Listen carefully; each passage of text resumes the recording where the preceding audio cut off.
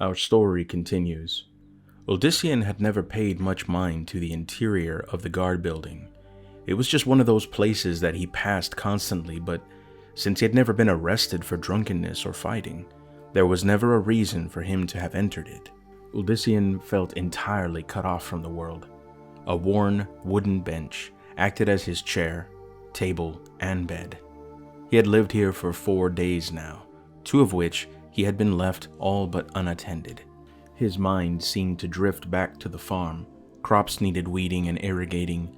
Animals needed to be cared for. His brother promised to see to everything, but he feared that he would not be up to such a task on his own, especially while worrying for his sake. Oddly enough, even though the storm from a few days ago had ended fairly quickly with little fuss, the clouds never left Sarum and remained. Odysseus feared that an even greater tempest might follow soon enough. The farm had been fortunate during the start of the storm, but he was not sure that a second assault would lead it to a state where it could continue to survive. He knew the farm should have been the least of his worries, with both sects of the victims having been notified of the events in Autumm, where both the Cathedral of Light and the Temple of the Triune held permanent residence. He knew it was only a matter of time before the representatives would arrive to oversee matters. The 2 surviving members had gone to deliver the message and to give their own testimony of the events regarding matters. Even though Dorius had continued to reassure the son of Diomedes that everything would be fine, he still requested that Tiberius keep him locked up so as not to raise concern over Sarum's notion of justice for its victims. Odysseus was still confused as to what happened exactly to the second missionary, according to a more detailed story given to him by the erstwhile guard command. The emissary had been found on his back, his face contorted in what Tiberius called the look of absolute fear, with a knife that had a handmade handle with Odysseus' initials thrust deep into his ribcage. Compared to the first body that he had found, the second had barely even been touched. This, of course, made the crime no less terrible, but there hadn't been multiple tragedies like this since the plague had swept through and taken so many lives, including Odysseus' family. Cyrenthia came to visit him each day, giving him hopeful words from the community, stating that those who knew him well knew that he was utterly innocent. Achilles had already blackened the eye of one man who had suggested otherwise. Strangely, given the situation that the son of Diomedes was in, still he thought not of himself, but of Lilia. She had not come to him once since his incarceration, not that he had expected her to, but he had hoped that she would stay away, lest she be drawn into this whole situation. He kept thinking to himself, "Soon enough, I will be released, and the 2 of us can meet once again." If she was even still in Sarum, that is. The thought of not seeing her seemed to fuel the tremendous anxiety that he already felt. He had not even felt this way about the deaths of his family, but now those thoughts added their weight to his already overburdened shoulders. He had never known anything but a life of freedom. He had been born and raised on a farm. When his mother passed, he ran out into the empty fields and shouted all his pain and anguish towards the sky, knowing that only his brother would ever hear him. But now, he was confined to this tiny chamber. His thoughts raced. "I've got to get out. I've got to get out." Each time he continued to repeat those words in his mind, he stared at the bars and the lock that kept him penned in like some sort of animal. He could feel the tension and madness in his mind building. Suddenly, there was a slight groan and a click. His cell doors slowly swung open with a metallic squeal. Odysseus, feeling shocked, threw himself up back against the furthest part of the wall, watching as the door continued to swing open and clang against the other side of the bars. He made no movement whatsoever towards the now open cell door.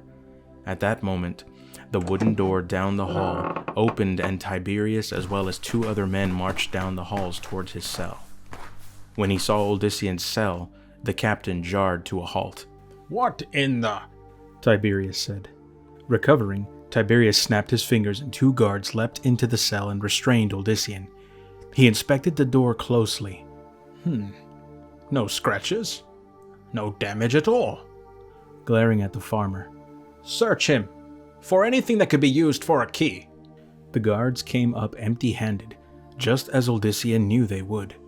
Tiberius stepped up to the prisoner, waving the guards back.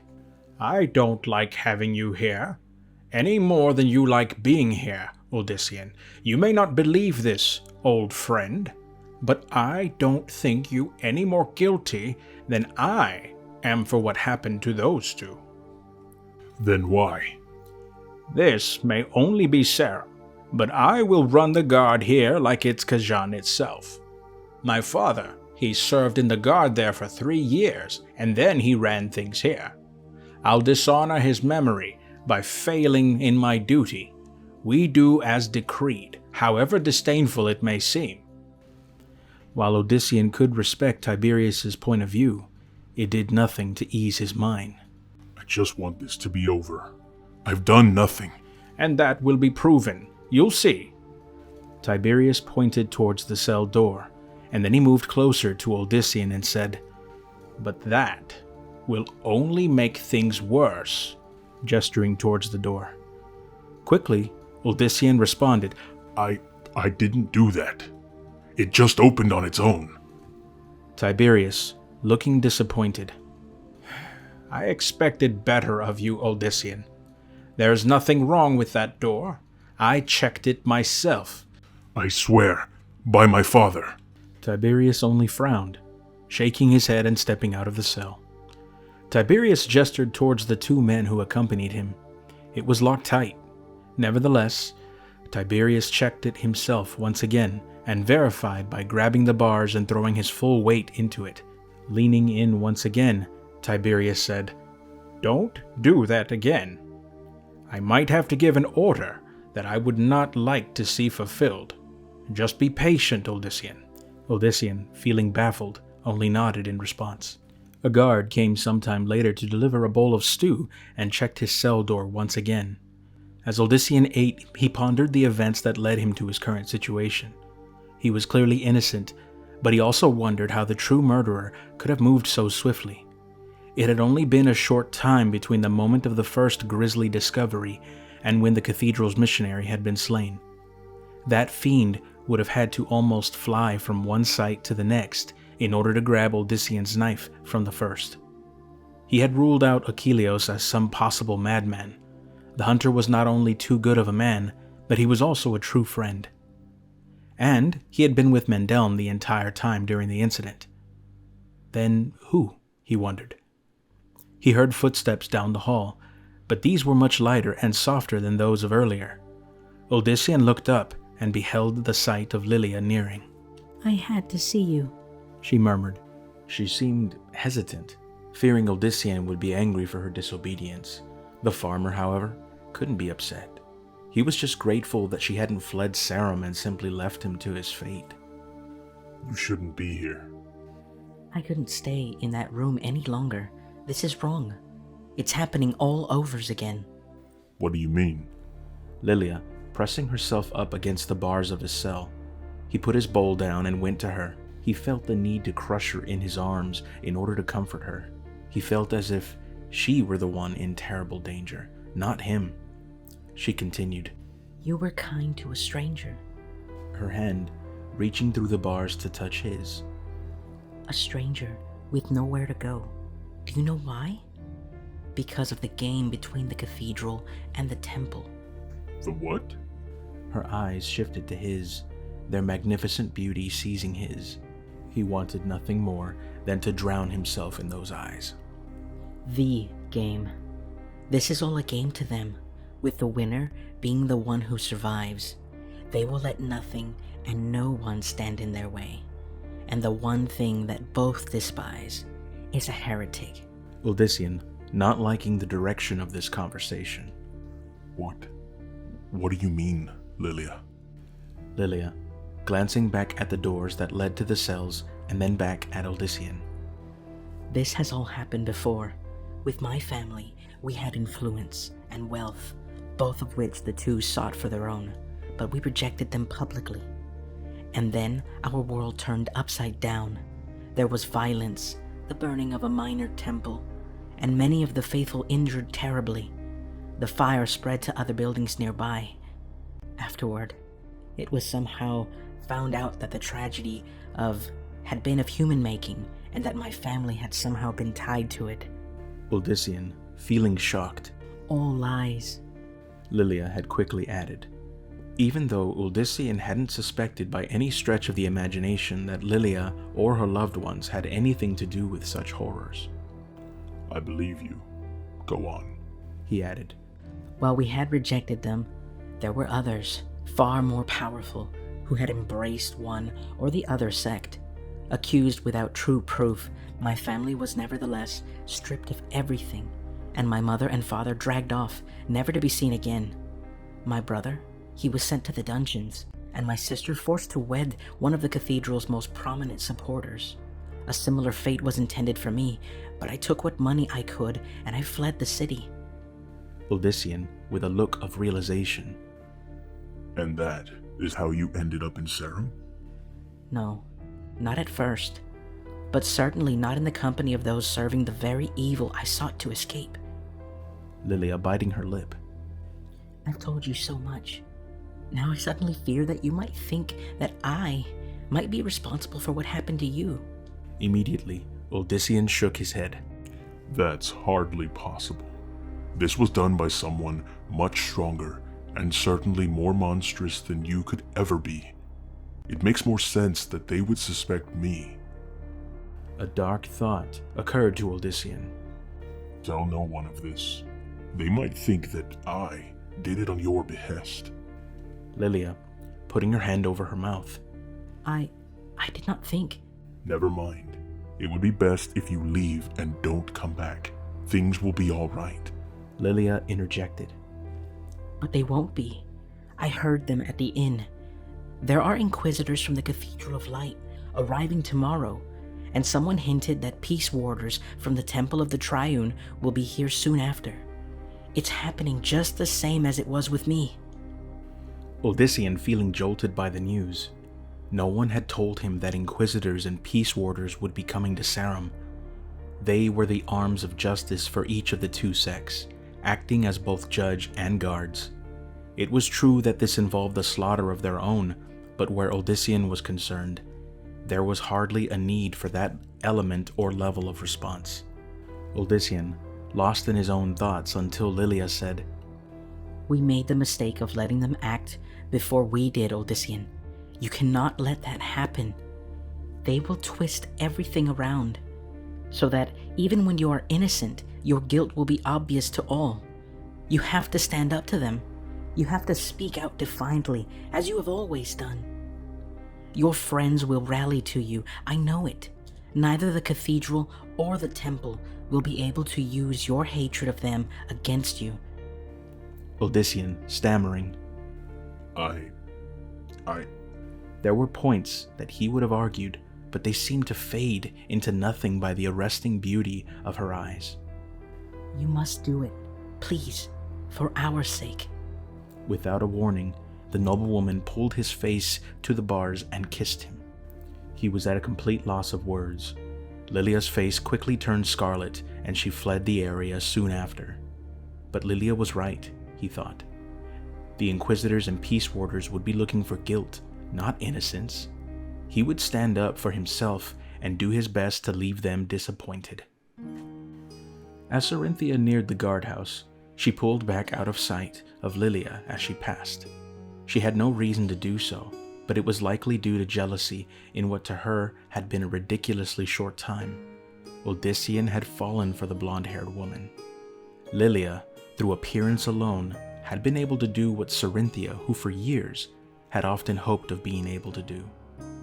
Even as a child, she had always been fascinated by Odysseus' perseverance and fortitude, especially with the burdens and hardships he had endured. After a short moment, Cyrenthia stepped from behind the corner of the smithy where she hid and collided with Achilles. Sari, he managed. Where did you... I'm so sorry, Cyrenthia said, feeling flushed. Cyrenthia had spent most of her life pursuing Odysseus, much the way Achilles had done for Cyrenthia. It was not an unflattering gesture. He was handsome and well respected among the community. He treated a woman the way a woman wanted to be treated, Common sense told her that she should have gladly accepted the hunter's courting with pleasure, but Cyrenthia could not simply give up on her dream of Odyssean's love. "I was looking for Mendeln," he said with his face reddening a bit, "but this is a happy accident." His cheerful tone did not suit her at the moment, not with Odyssean's current situation. Achilles quickly sobered up. "Forgive me, I didn't mean to be so light. Were you on your way to see Odyssean?" Yes, but I didn't wish to disturb him. He had a visitor. Achilles' brow arched. "Ah, the fair Lilia." That seemed to only make matters worse, to hear Achilles also mention her in such terms. She just left. I think I saw her return to the inn. "I wonder how that went over with Odyssean. He said he wanted her to stay away, so that she wouldn't be drawn into this situation any more than necessary." Cyrenthia, recalling Achilles' earlier question. I haven't seen Mendeln. In fact, I haven't seen him in 2 days. He has been by to see his brother, right?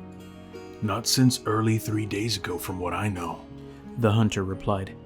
"And when I rode out to the farm to find him, I found young Hostivio, Marcus Ul Amphed's second son, doing the chores there.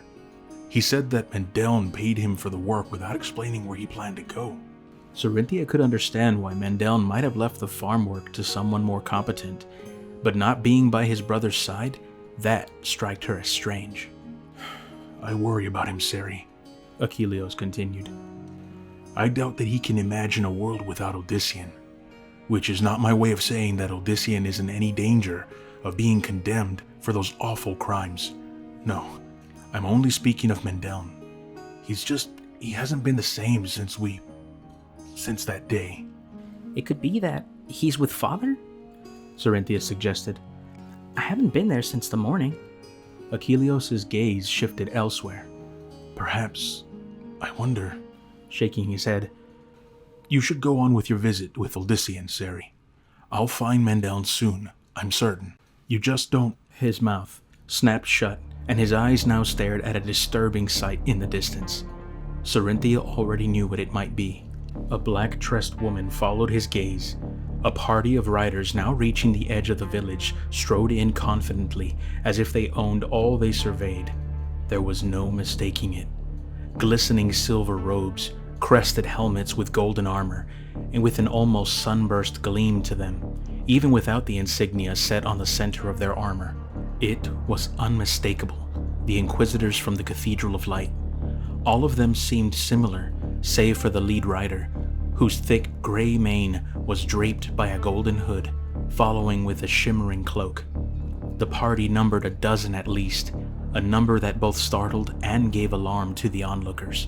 Dorius imagined that at least 2 at most would arrive, but none of them expected this many, and none with such authority as he who now dismounted from the lead horse. The Master Inquisitor.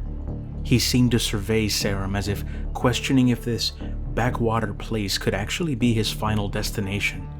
He glanced in the direction of Achilles and Cyrenthia and gestured them forward. Knowing full well the power this man wielded and the influence over the fate of Odyssean, Cyrenthia obeyed instantly, with the archer only a step behind her. "I am Brother Michaelius," boomed the Master Inquisitor. "Is this Sarum, the scene of such terrible doings?" Cyrenthia replying in a meek voice. This is Sarum, yes, Your Holiness. The Inquisitor, almost ignoring her, continued. "Who is in charge here? We were supposed to be met." Our headman Dorius is... Michaelius, cutting her off. "Never mind. You." The Inquisitor then shifted his gaze and he pointed towards Achilles. "You know where the body of our unfortunate brother lies?"